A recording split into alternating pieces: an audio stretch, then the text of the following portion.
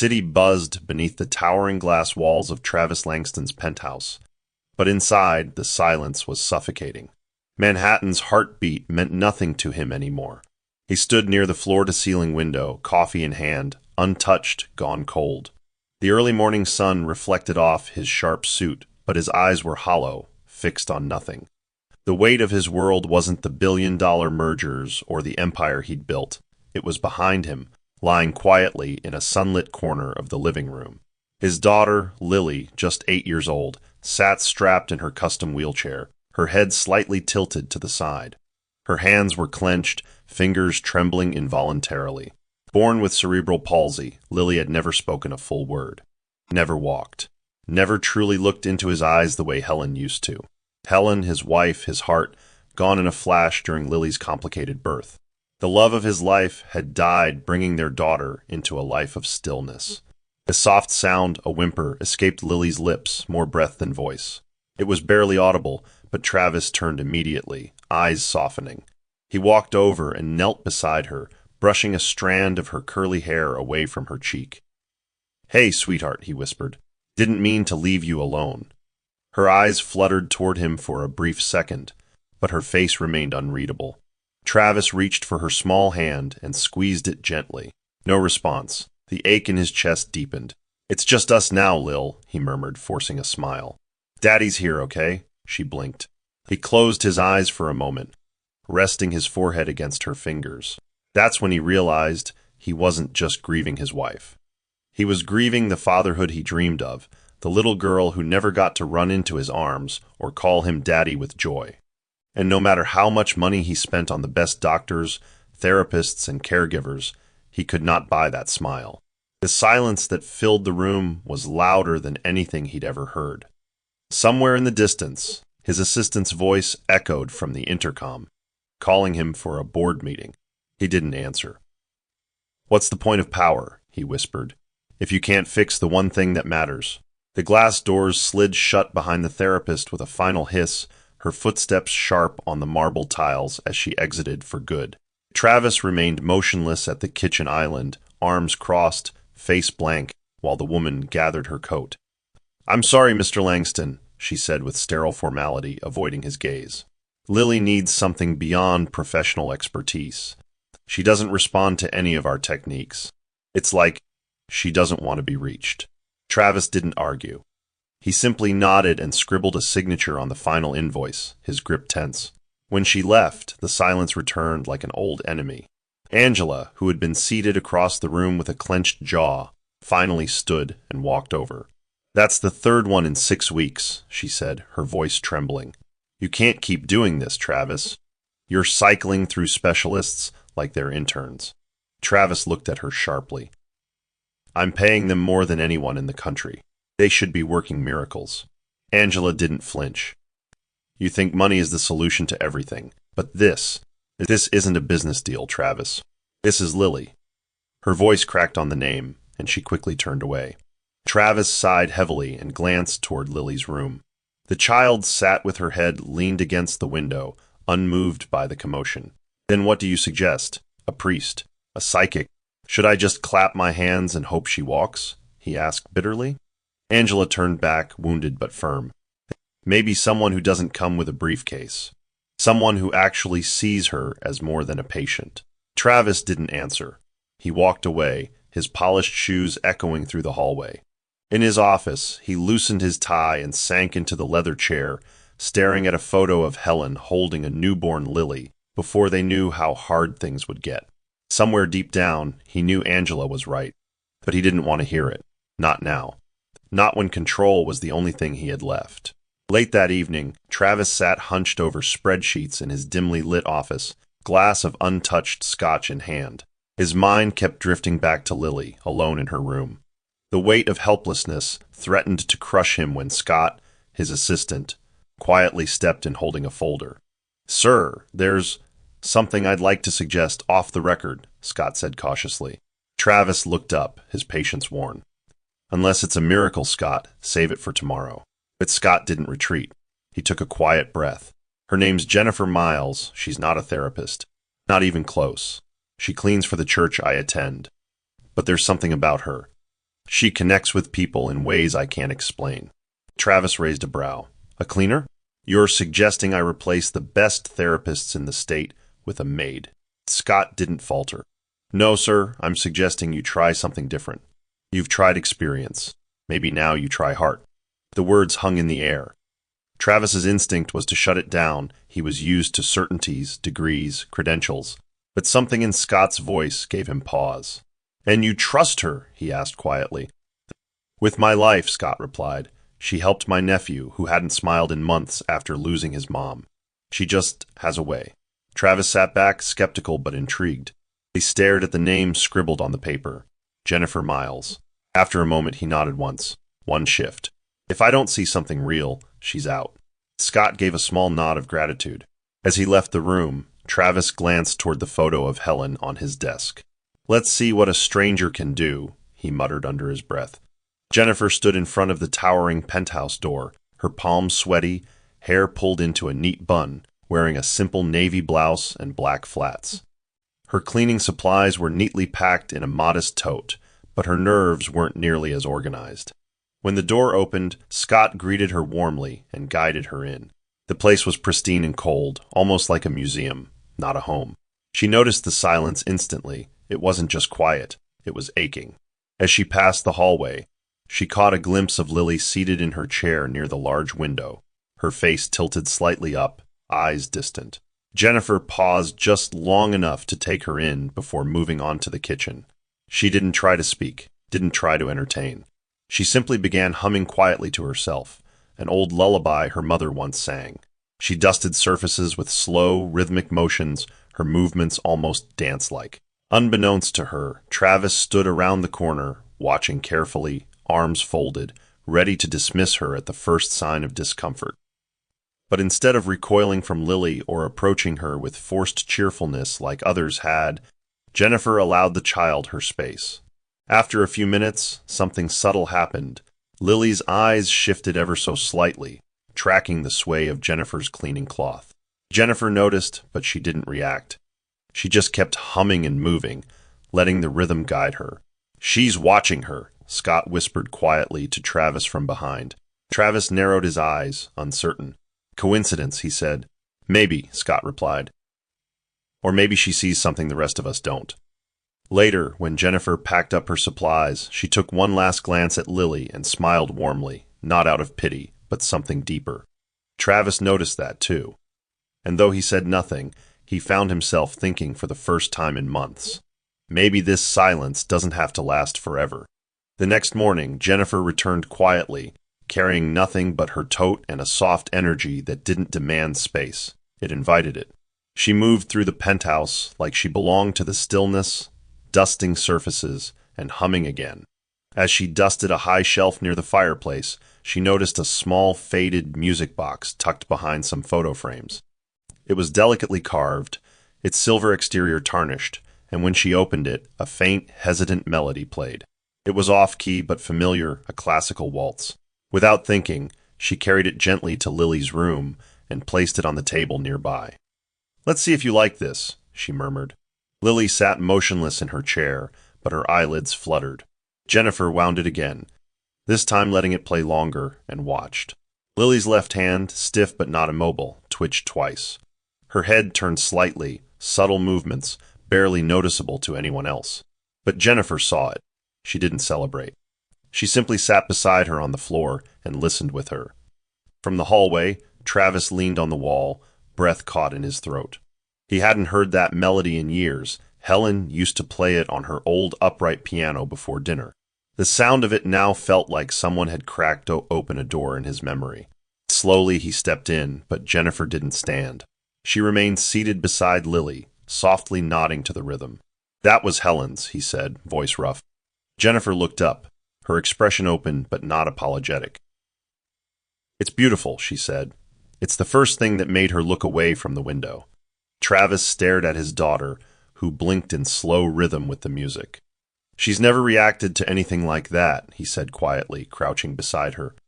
Maybe it's not about reaction," Jennifer replied, "but connection."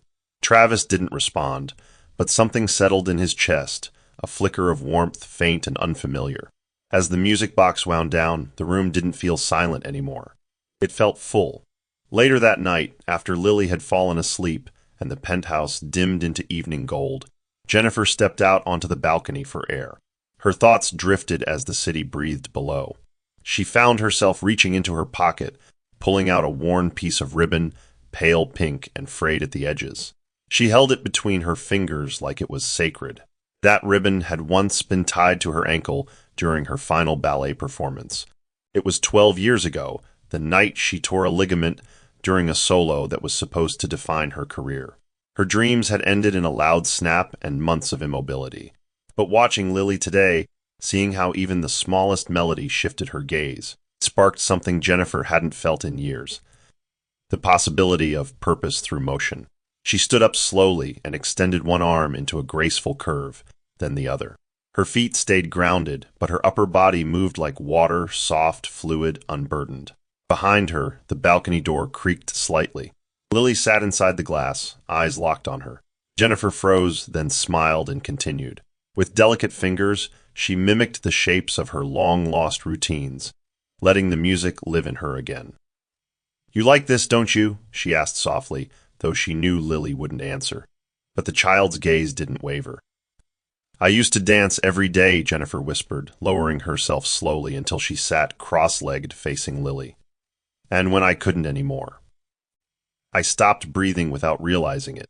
There was no pity in her voice, only memory. "But maybe it's not over. Maybe we could start again. Together." Travis had walked in unnoticed, drawn by the strange serenity of the moment. He didn't interrupt. He simply stood behind the curtain, watching the two of them, one broken by fate, the other by injury, begin to rebuild something wordless and real through a shared rhythm neither had expected. And in that stillness, hope took root. The next day brought tension to the penthouse. Angela entered unannounced, as she often did, her stilettos clicking sharply across the marble floor. She found Travis in the kitchen with a mug of coffee, and before he could speak, she snapped, "Is it true you hired a cleaner to handle Lily's therapy now?" Travis sighed, setting his mug down. "Jennifer's not handling therapy. She's connecting. Something no one else has managed to do." Angela crossed her arms, fuming. "She doesn't have a license, Travis. No degrees, no training. This isn't a fairy tale. You can't gamble your daughter's future on a hunch and a lullaby." He looked her dead in the eyes. She made Lily laugh. That stopped Angela short, but only for a moment. "Even if that's true, it doesn't mean she belongs here. We need professionals. People who understand disabilities, not janitorial staff with good intentions." Jennifer had walked in halfway, but she didn't retreat. "I understand your concern," she said quietly. Angela turned sharply. "Oh, I don't think you do." Travis stepped in. "Enough, you saw what Lily was like before. Detached, distant, and now she follows movement. She responds to sound. Jennifer's doing something the rest couldn't." Angela shook her head, eyes narrowing. "And when she makes a mistake? When something goes wrong, will you still defend her then?" Travis didn't answer immediately. He turned to Jennifer. "You still want to be here?" She nodded calmly. "Then she stays," he said firmly. Angela looked between them, disbelieving. "This is dangerous," she warned. "You're letting your emotions cloud your judgment." But as she stormed out, she caught a glimpse of Lily through the door, smiling faintly as Jennifer twirled a ribbon in front of her. And for the first time, Angela didn't know what to believe. A gentle breeze drifted through Lily's room as Jennifer opened the window slightly, letting in the soft sounds of the city below. The late afternoon light fell in golden slants across the floor. On this particular day, Jennifer had come with no cleaning supplies, only a scarf tucked into her purse and a small Bluetooth speaker. She turned on a soft instrumental melody, something playful yet calm, and draped the scarf over her shoulders like a shawl. Then, without a word, she began to move. Her body swayed with practiced grace, arms extending in sweeping arcs, her feet never leaving the ground but gliding like they remembered the stage. Lily, seated near the window, followed each movement with her eyes. Jennifer spun slowly, letting the scarf flutter in the air like a kite catching wind. The fabric brushed gently past Lily's knees, and Jennifer gave a little gasp as if surprised, then broke into a playful bow. Something flickered in Lily's expression, a sharp shift, and then, unmistakably, came a small, raspy sound. A laugh. A real one. Travis, who had stepped in just moments before, froze mid-step. The sound stunned him to the core. He had heard Lily cry, moan, and make involuntary sounds, but never this. Never joy. The laugh wasn't fluid or loud, but it was genuine, an uneven giggle that filled the room like sunlight. Jennifer slowly turned to Lily, eyes brimming. "Did you just laugh, my sweet girl?" she whispered, stepping closer, but not too close. Lily looked back, her chest rising slightly, face flushed. "Do it again," Jennifer smiled. "Let me earn another one." She spun once more, this time exaggerated, stumbling playfully into a soft landing. Lily let out another short burst, shaky, strained, but laughter all the same. Travis dropped to his knees beside his daughter, tears spilling freely. "Lily," he choked, placing a hand on her arm. "You're still in there." "I knew it." Angela, who had returned quietly and was now standing at the door, pressed a trembling hand to her mouth. She said nothing as she turned and walked away, shaken. In the hallway, she wiped her eyes. Something inside her, a wall that had stood since Helen's death, had begun to crack. That evening, the air inside the penthouse carried a strange softness, like a wound that had been aired out for the first time. After Lily was tucked in and the music box rested beside her, Travis and Jennifer sat across from each other in the dim kitchen, nursing mugs of tea neither really intended to drink. The room was quiet, not out of awkwardness, but because silence finally felt companionable. "I've never seen her like that," Travis said at last, voice raw. "That laugh. It was like I met her for the first time." Jennifer smiled faintly, folding her hands on the counter. "She's always been there, just waiting for someone to stop speaking clinical language and speak soul instead." Travis exhaled and looked down. "You know, I used to think I had it all figured out. Money, power, timing. But none of that mattered when Helen died. It was like everything crumbled. And Lily, she just became this mirror of what I'd lost." His voice faltered. Jennifer leaned in slightly. "I know that kind of pain," she said quietly. "My mom died while I was in recovery, after the accident that ended my dance career. I blamed myself, thought maybe if I hadn't been chasing stages, I'd have been there. Instead, I came home to an empty room and a letter she'd written days before. She said, 'Don't stop dancing. If not for the world, then for someone who needs to see it.'" Her voice cracked as she laughed softly. "Took me 10 years to understand what she meant." Travis looked at her, something deeper shifting in his expression. "You're not just here for Lily, are you?" he asked. "You're healing too." Jennifer nodded. "I think we both are." There was no romance in the moment, only recognition. Two people, both carrying grief too large for words, suddenly realizing they weren't alone in it anymore.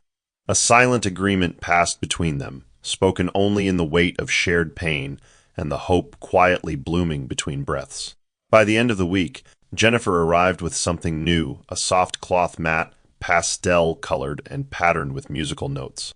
She rolled it out in Lily's room without fanfare, then set down a set of handbells and light plastic foot shakers. "We're going to try something different today," she said softly, kneeling beside Lily. "You don't have to move if you don't want to. I'll do the dancing."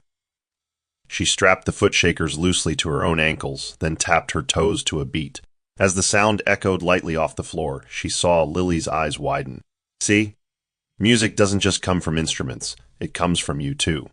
She placed a single bell in Lily's palm, curling the little girl's fingers around it gently. "If you even feel like lifting it, that's enough." Then she began to move, feet tapping gently, bells jingling with each step, arms flowing. 15 minutes in, something unexpected happened. Lily's fingers, stiff and curled, twitched. Jennifer stopped mid-step watching. Travis, who had stepped in behind the curtain, held his breath. Lily's hand shook again, and this time the bell jingled, once, lightly but deliberately. Jennifer didn't gasp. She didn't rush to celebrate. She just crouched beside her and whispered, "That's it, Lily. That's your music. You're talking in a new way." Then Lily blinked hard and lifted her fingers a second time. Travis stepped forward slowly, eyes glistening. "She's never done that. Not even in therapy," he said in disbelief. "Not even close."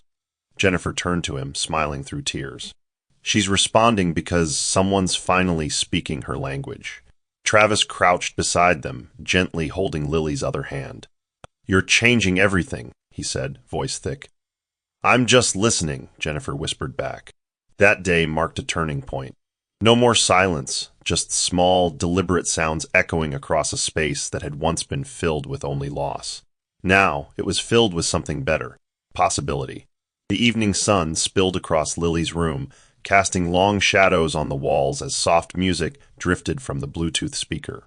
Jennifer stood behind Lily, gently supporting her under the arms as they moved side to side, her bare feet shifting on the mat in a slow, deliberate rhythm. Lily's legs trembled but held weight for longer than before. Her eyes sparkled with cautious excitement. "Just sway with me," Jennifer whispered. "That's it. You're not alone." As the melody shifted into a waltz, Jennifer turned her body slightly, giving Lily more space to balance. That's when Travis walked in, stopping cold in the doorway. His heart leapt into his throat as he watched his daughter, upright in motion, leaning against Jennifer, her tiny feet flat on the mat. It wasn't graceful, but it was movement. Real, intentional movement. Moved beyond reason, Travis stepped into the room slowly, careful not to startle them. "Can I join?" he asked, voice trembling. Jennifer smiled and nodded, stepping slightly aside as she guided Lily's hand into his. He crouched down, facing his daughter, their foreheads nearly touching. "Hey, sweetheart, it's Daddy," he whispered. Lily blinked and gave the tiniest of grins. Jennifer stepped behind them both, gently leading their hands together in a sway. For the first time in years, Travis danced not on a ballroom floor or at a gala, but in his daughter's bedroom, barefoot, heart completely exposed. "You're doing amazing," he whispered as Lily's fingers tightened slightly around his.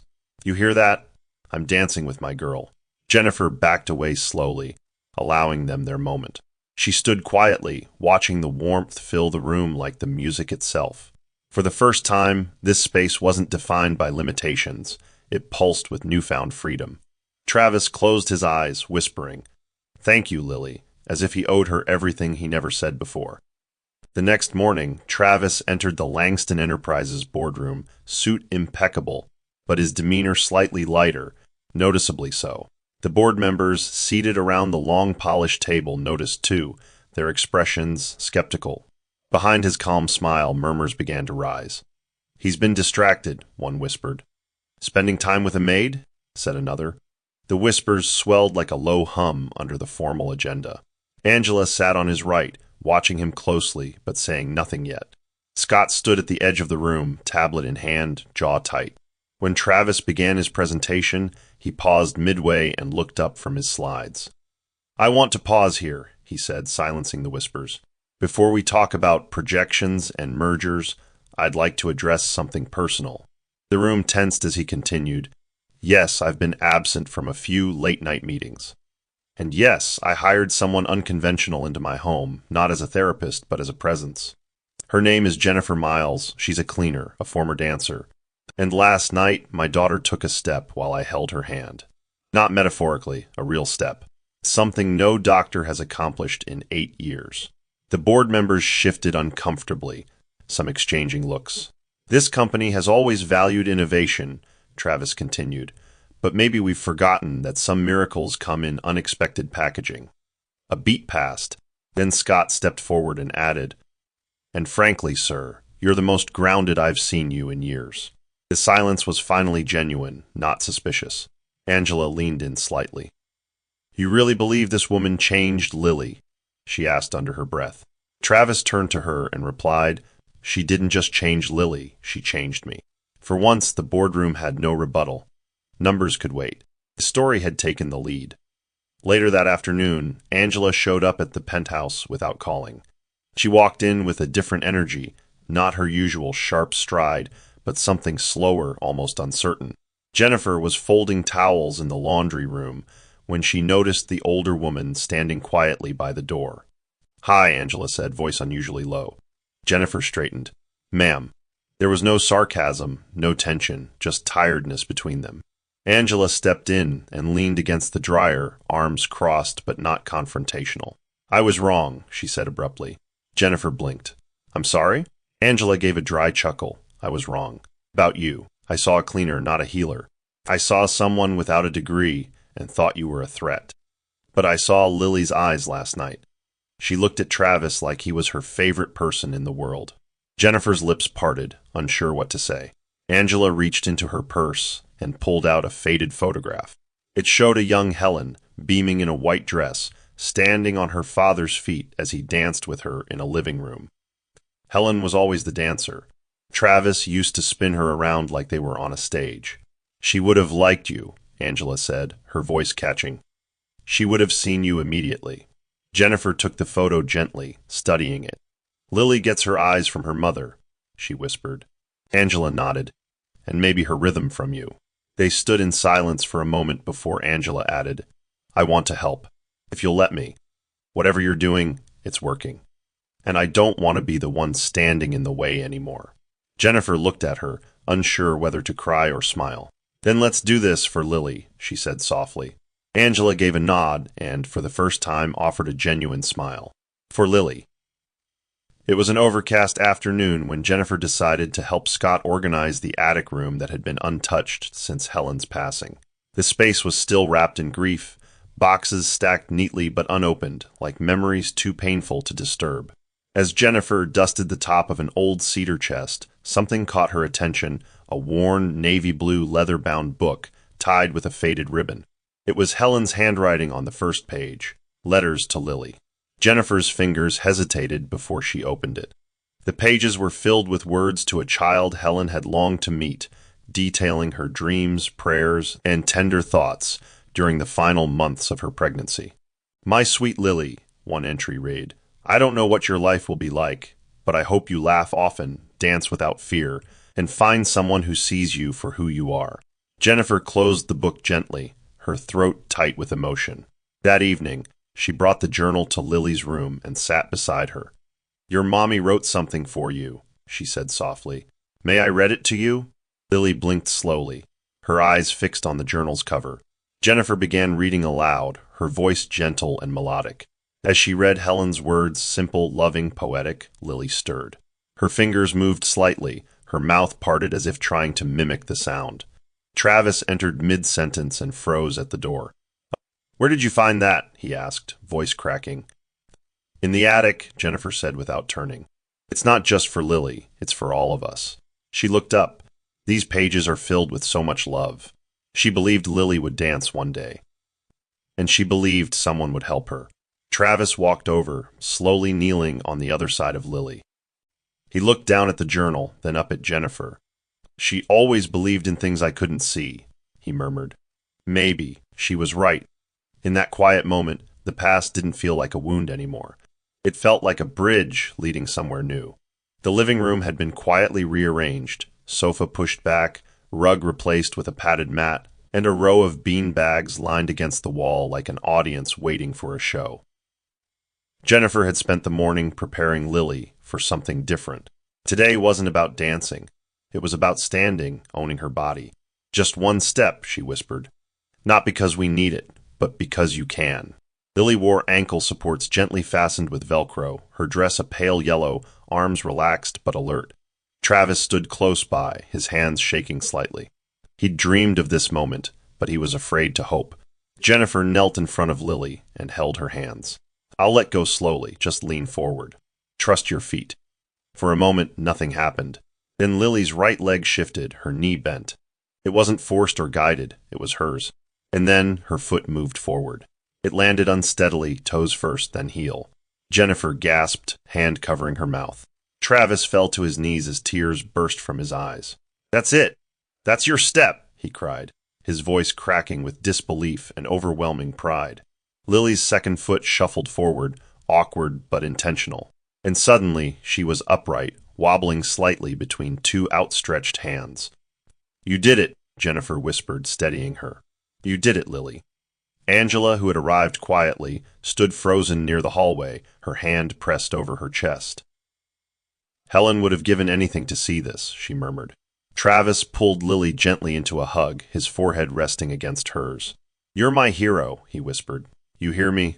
Not the doctors, not me, you. That night, the penthouse wasn't lit by chandeliers or city lights, but by something stronger, victory. and not the kind measured in numbers or awards, but in courage and the first brave step of a child no one believed would ever walk. In the following days, a fire lit within Travis, something deeper than inspiration. He'd seen firsthand how music, movement, and love had transformed his daughter. But he couldn't stop at Lily. He walked into Jennifer's workroom one afternoon where she was folding therapeutic scarves and arranging toy drums.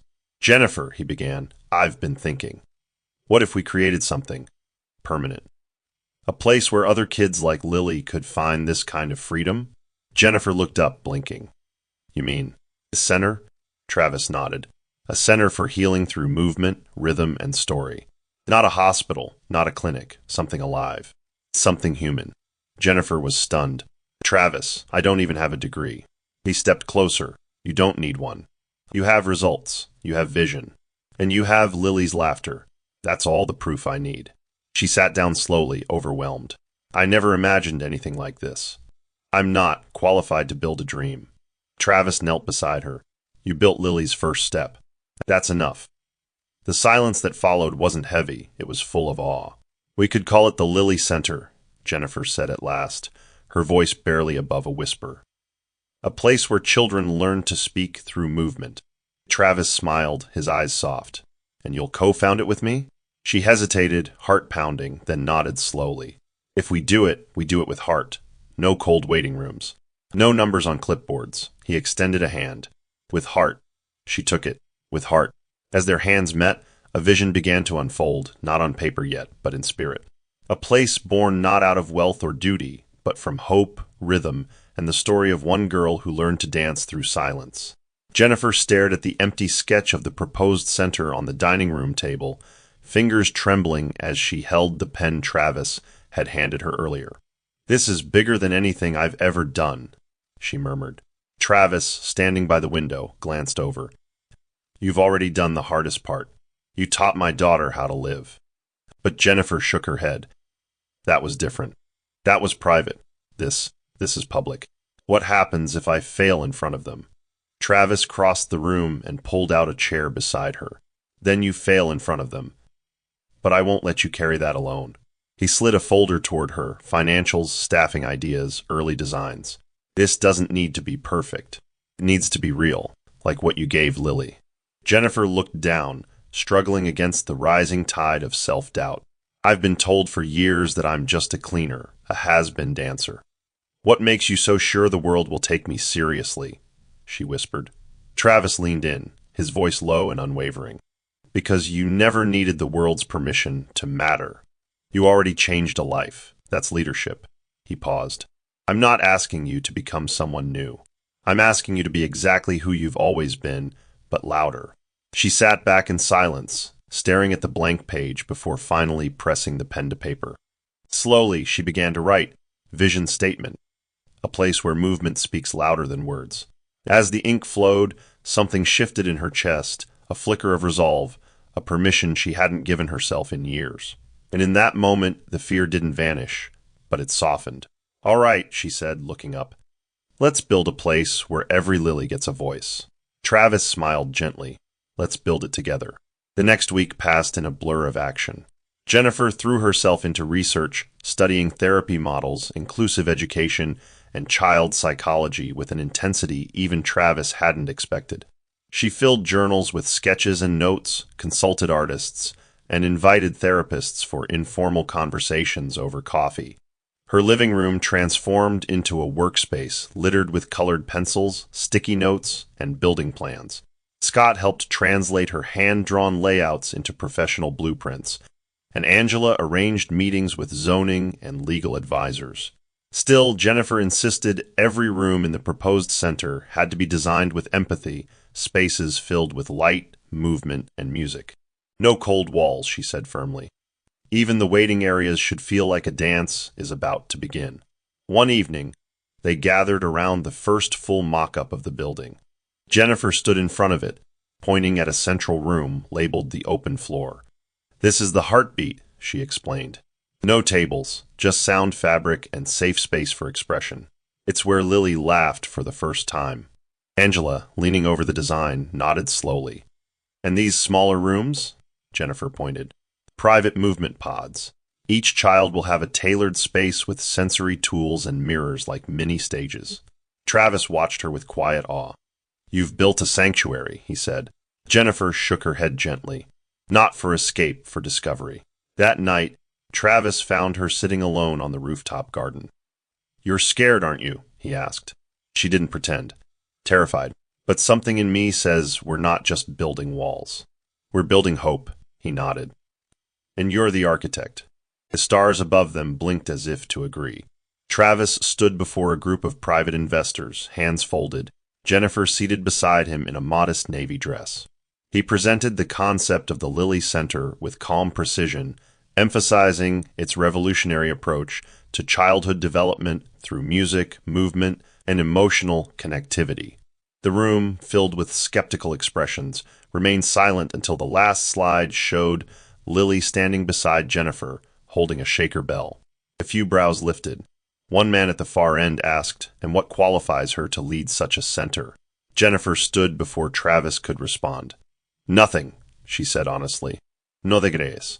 No titles, just love, lived experience, and results." Lily didn't move for 8 years until she danced. "That's our blueprint." The room shifted. Some nodded. Others scribbled notes. But one voice changed everything.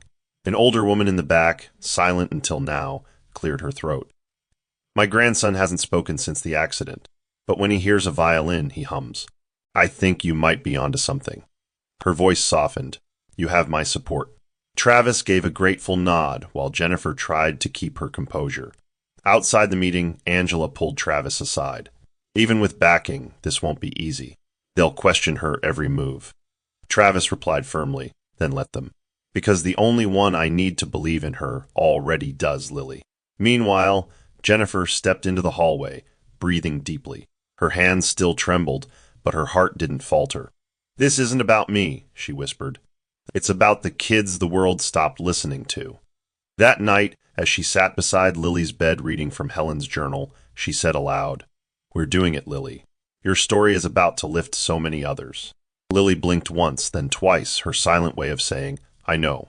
The grand opening of the Lilly Center arrived on a spring morning bathed in sunlight, as if even the skies had been waiting for this day.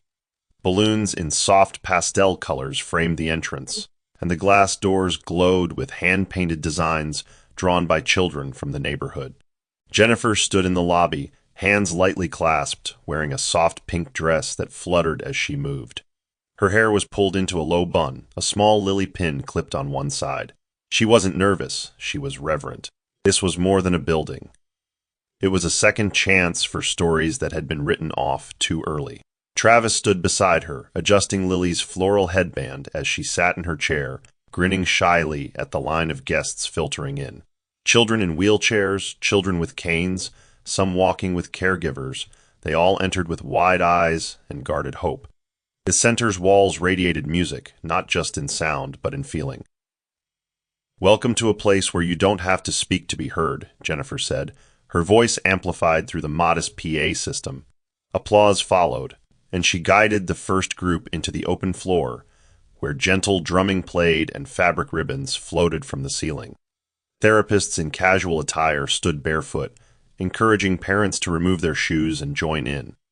Lily was the first to move. She held a bell and tapped it gently against her palm. A young boy nearby looked over and did the same. Travis watched from the back, his heart overflowing. Angela stood beside him, silent for once, just watching the ripple effect of a little girl's bravery. Later, Jennifer caught her breath in the hallway, eyes misting as she whispered to herself, "This is what love can build." That evening, Lily fell asleep, clutching a piece of scarf from the dance floor, her cheek resting on her father's chest. And for the first time in years, Travis slept without fear, because something sacred had finally begun. On the third day of operations, a woman stepped into the center with weary eyes and a strong grip on the hand of a tall, quiet boy. His name was Success, 10 years old, with a deep scowl etched across his brow and a guarded stance that screamed resistance.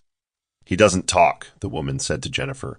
"Not since his father left, and he hates music. Says it makes his chest hurt." Jennifer knelt gently to the boy's level. "Hi, Success. I'm Jennifer. You don't have to dance." You don't even have to talk. You can just be here. The boy didn't blink. His eyes scanned the room but never met hers. She led them to a corner space, no pressure, no sound, just soft lights and fabric pillows. "This is your spot," she said. "Stay as long or as little as you like." As Jennifer turned to walk away, she heard a faint grunt. She didn't turn around. She just smiled. Got it. Over the next few days, Success became a shadow, always watching, never engaging. He sat against the wall with arms crossed as other children twirled and tapped to rhythms in the central room.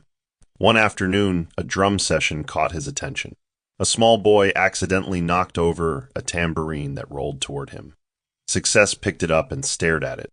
Jennifer, across the room, pretended not to notice, but her heart raced. The next day, she left a small wooden shaker near his mat. By the end of that session, it had been moved, just slightly. "Progress," she whispered to Travis later. "With kids like Success, silence isn't absence. It's armor." Travis nodded thoughtfully. "He reminds me of Lily, just taller, louder in the quiet." Jennifer smiled. "And just like Lily, we won't give up." That night, Success's mother returned to pick him up and found him holding the shaker in his lap. She covered her mouth in disbelief. He hasn't held anything in months. Jennifer simply nodded, offering her a seat. He's not just holding it. He's listening. And listening is where everything begins. That night, after the center closed and the last child had left, Travis lingered longer than usual in Jennifer's office. She sat at her desk, head buried in a notepad filled with scribbled choreography for Success's integration plan. Her face lit with focus and joy, something he hadn't seen in her since Lily's first breakthrough. He admired her from the doorway, but something twisted inside him. It wasn't resentment, it was longing. A gnawing realization that his admiration for Jennifer was no longer solely rooted in gratitude or respect. It was blooming into something else, something complicated. She wasn't just Lily's miracle anymore. She had become his anchor. "You've been spending a lot of time with Success," he said, his voice casual but brittle around the edges. Jennifer looked up, surprised. "He needs a rhythm he can trust. He's so afraid to feel anything, Travis. You should have seen how tightly he held that shaker today." Travis nodded but stepped further into the room, hands in his pockets.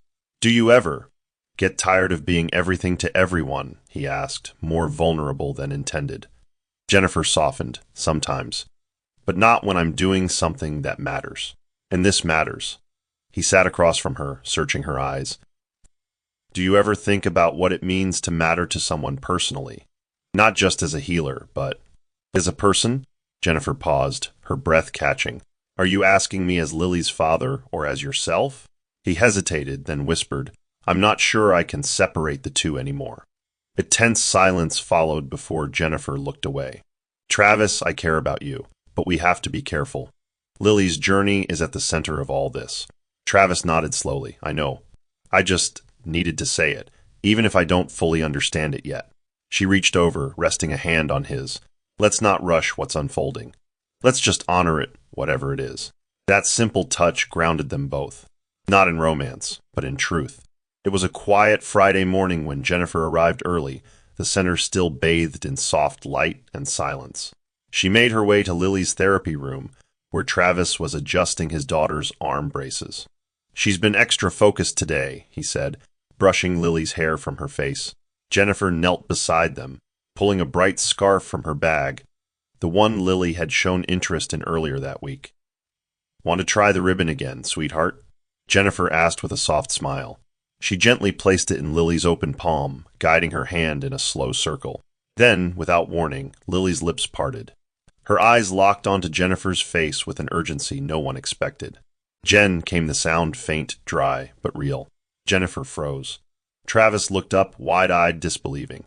"Did she just—" Jennifer leaned in, her voice barely holding together. "Lily, can you say it again?" Lily's chest rose and fell, and after a few seconds of strained focus, she whispered hoarsely, "Jen, dance." Jennifer burst into tears, her hand flying to her mouth. Travis immediately dropped to his knees, wrapping his arms gently around Lily. "You spoke, baby. You spoke." His voice cracked with joy, his chin trembling. Jennifer rested her forehead against Lily's, whispering, "You found your voice, didn't you? You've been listening all along." The little girl's smile was crooked but clear. She understood. The news traveled through the center like wildfire. Therapists cried. The parents applauded. Angela arrived just in time to hear Lily say Jen again. She broke down in the hallway. For the first time, Lily's story wasn't just one of survival, it became a story of sound, of light, of undeniable hope. In that moment, the girl who once lived in silence became the center's loudest miracle. Jennifer Helen Miles, his brow furrowed. What truly caught his attention wasn't Jennifer's name, but the listed father, Charles Langston. His surname sent a jolt through him. That was Travis's late father. Scott stared at the document, disbelief tightening in his chest. He pulled up a digital folder from the Langston family history. Helen's birth record was there. Same father, different mothers. A quiet dread fell over him. If this was real, Jennifer wasn't just the woman who saved Lily, she was Travis's half-sister.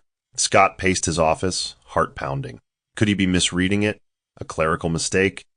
But the handwriting on the original record and the signature from Charles were undeniable. He debated all night whether to bring it to Travis, but instead he called Angela. She arrived without delay, her expression tight with concern.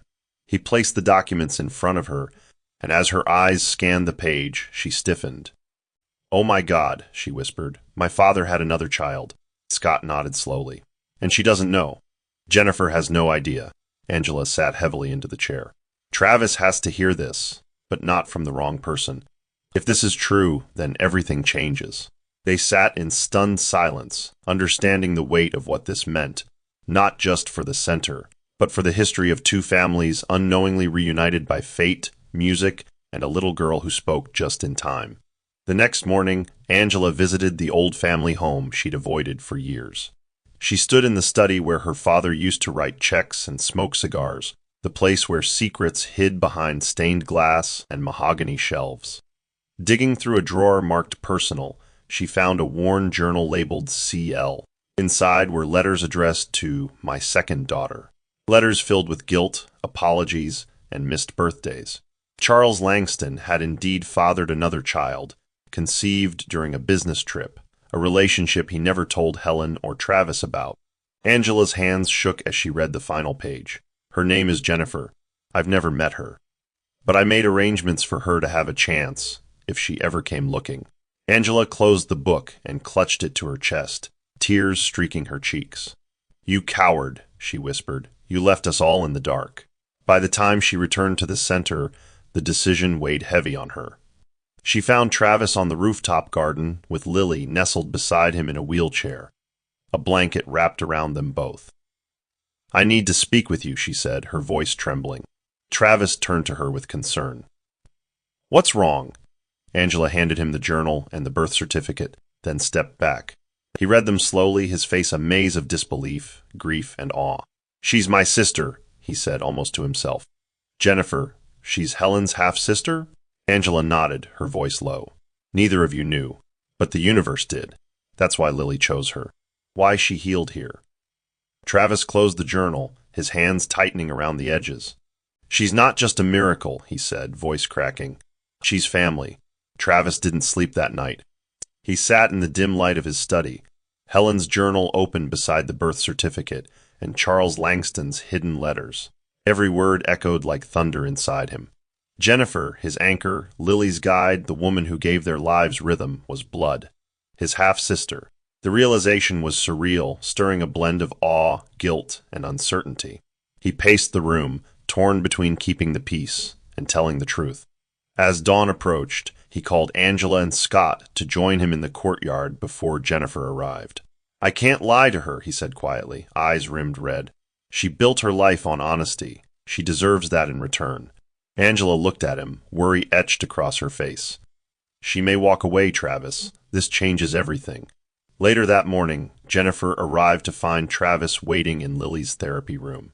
He gestured for her to sit, but his face revealed everything. She knew something heavy was coming. "Is Lily all right?" she asked, instantly alert. "She's fine," he said, "but there's something you need to know." He handed her the documents in silence. She read them slowly, at first confused, then horrified. Her breath caught. This can't be real." She looked up, eyes wide and glassy. Charles Langston was your father? Travis nodded solemnly. And yours too. Jennifer rose from the chair, clutching the papers like they were burning her hands. All this time I thought I was just a guest in your world. Her voice cracked. But I've been standing in my own family's shadow. Travis stepped forward. You didn't stumble into our lives, Jennifer. You were meant to be here. She shook her head, stunned. I need time, please.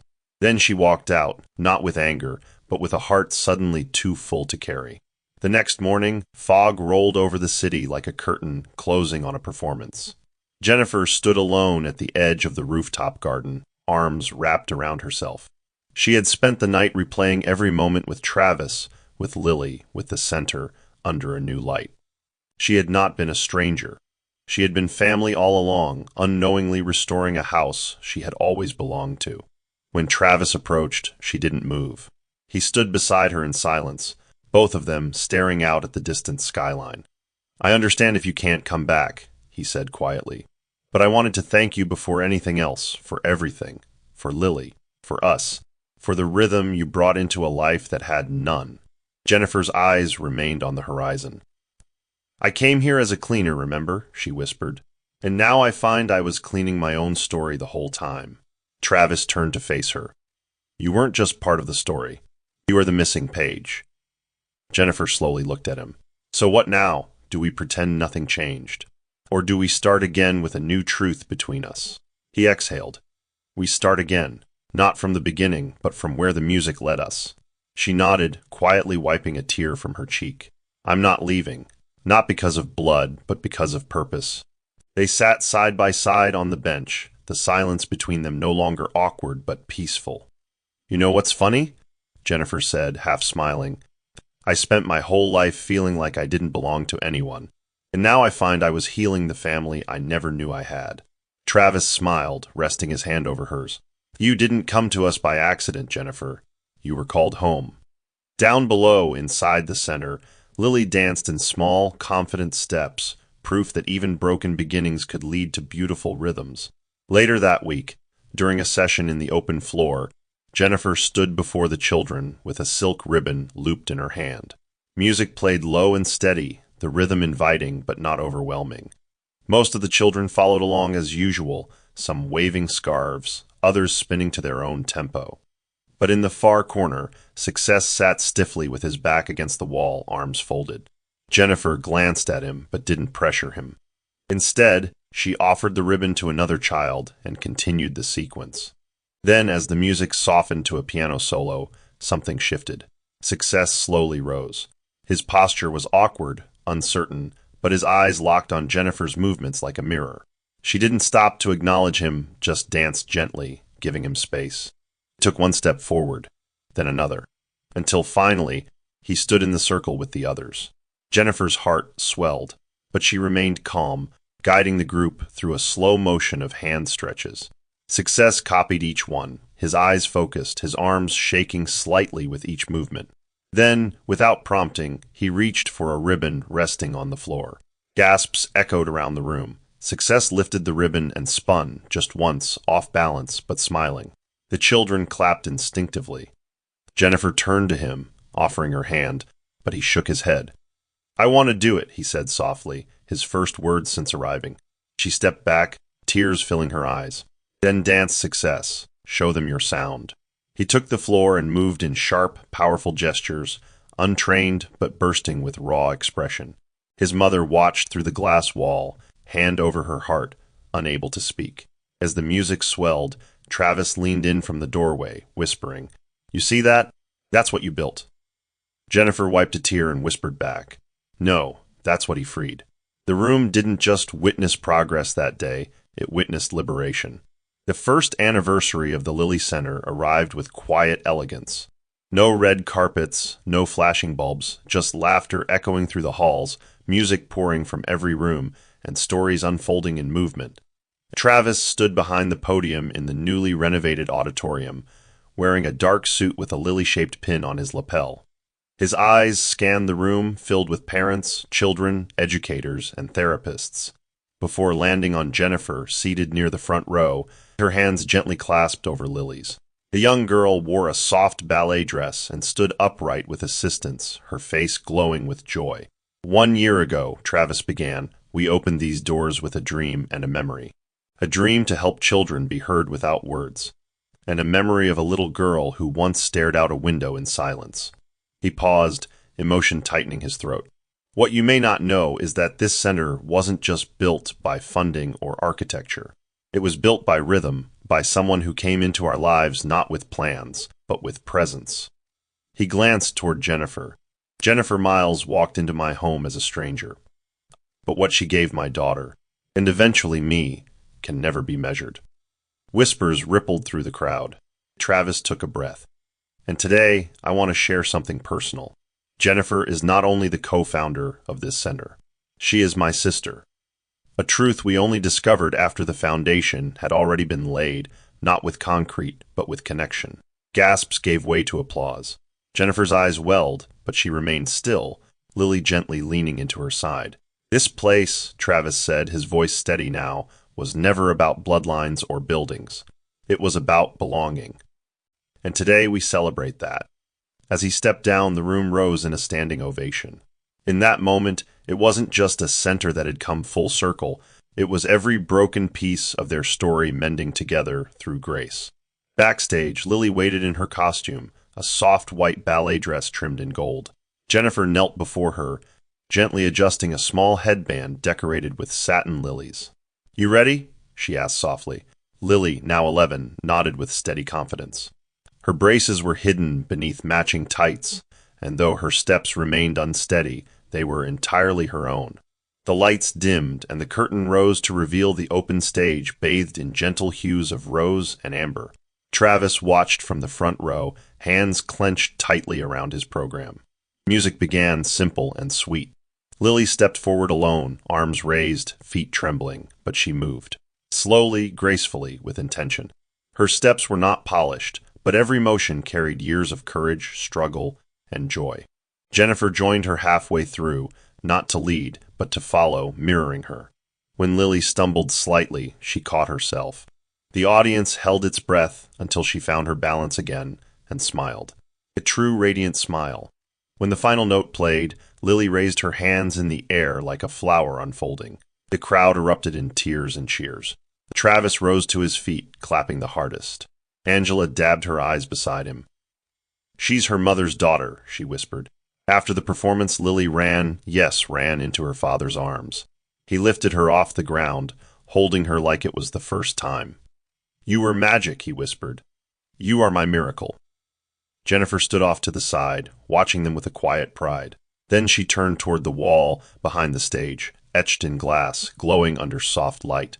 It read, "The Lily Center, where silence becomes song and every child finds their dance."